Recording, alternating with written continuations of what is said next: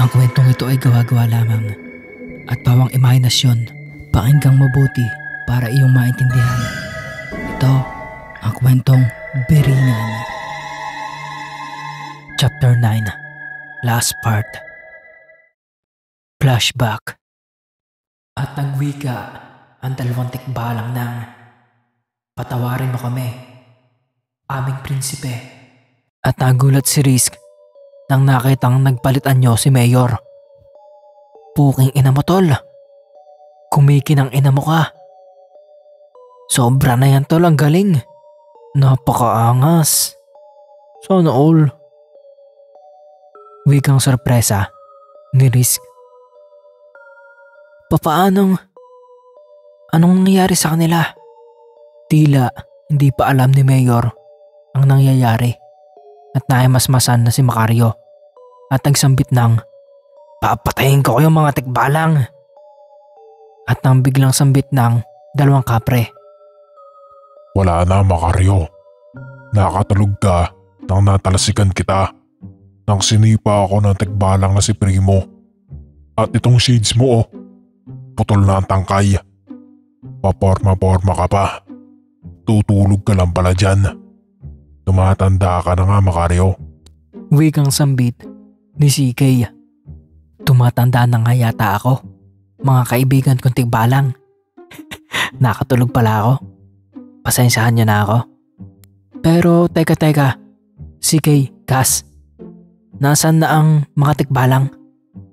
Tanong ni Macario. "Wala na. Nagpaalam na sila. Dahil sa nalaman nilang si Mayor pala ang totoong prinsipe ng Biringan.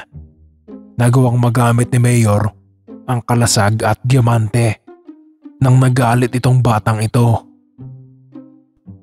Kaya nalaman nilang mali pala ang sinasamba nilang prinsipe na si R. Sa totoo lang, pati kami ni Cass at ang mga duwende nagulat dahil ang alam namin si R ang totoong prinsipe at iyon, nagkamali pala kami." Wikang sambit ng kapreng si CK. "Tama, Macario. Sobrang lakas pala nitong si Mayor. Mukhang kami pa ang iingatan niya. Tama ba, M?" Wika naman ng duwende na si Serbe na tumatalon-talon pa. At itong si Mayor, tila napangiti at namangha sa kanyang narinig. At itong si Risk, napangiti na lamang din habang nakatitig sa isa't isa. Nang biglang may malakas na kulog na dumating. At nang biglang dumating si Reyna Christine at R at hawak si Yeng habang nakagapos ang mga kamay nito. At agad hindi nakagalaw ang pito dahil sa aura ng Reyna na tila bahaki. "Paanong hindi ako makagalaw?" Wika ni Mayor. At ang anim naman ay tila napipi dahil sa lakas ng aura ng Reyna. "Papaano ba yan, aking kapatid na Mayor? Tila mas malakas sa iyo ang aking ina." Sabay halik sa pisngi ni Yeng. At agad nagalit si Mayor sa nakita. Sumigaw ng, "Walang yakang putang ina mo. Linti ka." At agad nagbago ang anyo ni Mayor at bumalik sa pagiging prinsipe na may kalasag ng pilak at diamante. At sinundan pa ni Mayor ng malakas na aura na tila haki.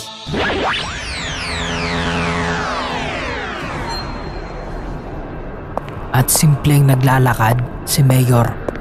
Nakitang-kita sa mata niya na galit na galit. At ito namang si R, naglabas din ng sarili niyang aura na tila haki rin ang lakas. At dahil sa sobrang lakas ang presensya, hindi kinaya nila Yeng, Officer Macario, Risk, dalawang duwende na si Serbe at M, at dalawang kapre na si Cass at CK. Silang lahat ay nahimatay sa lakas ng presensya ng haki ni Mayor at R. At dahil sa nagpapalakasan ng presensya ang dalawa, nagulat si Christine sa lakas ni Mayor at napasambit ng, Anak, R, itigil mo yan. Di mo siya kaya. Mawawalan ka ng lakas. At dahil sa ramdam na ni Mayor na nauubos na ang puwersa ni R, mas nilakas niya pa ang kanyang haki. At ilang sandali pa, nawala na rin ng malay itong si R dahil sa lakas na taglay ni Mayor. At itong si Christine naman ay nagulantang sa nangyari sa kanyang anak. At kahit ganun pa man, nahimasmasan agad itong reyna ng biringan na si Christine at lumapit kay Mayor at ginamitan ang kapangyarihan na telekinesis at hinaagi si Mayor sa pader at agad nagsuka ng dugo itong si Mayor. Ang lakas ng reyna. Tama ako. Mahina ang katawan mong tao. Di mo ako mapapantayan, binata. Hindi mo ako kaya. Wikang sambit ni Christine. At ulit pang ginamit ni Christine ang kanyang kapangyarihan. At bigla na lang lumutang itong si Mayor na tila sinasakal.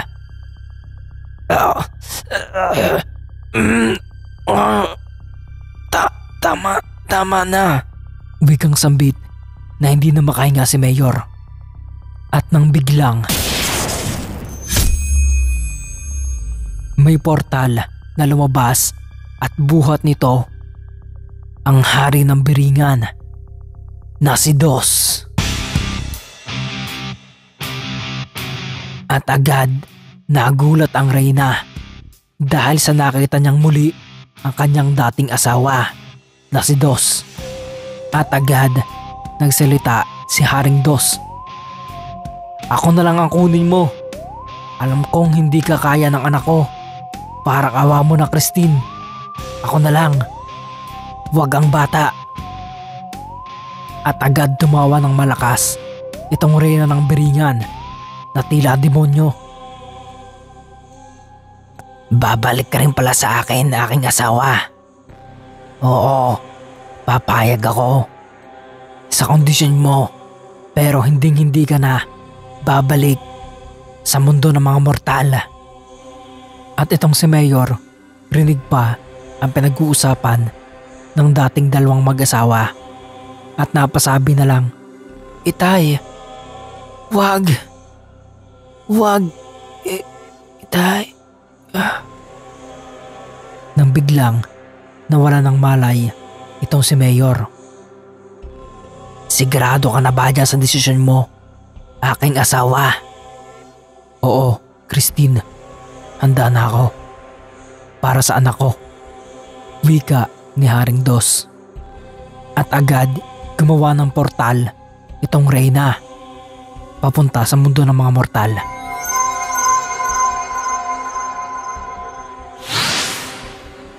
At dahil sa sakripisyo ng Haring Dos, naging maayos ang lahat.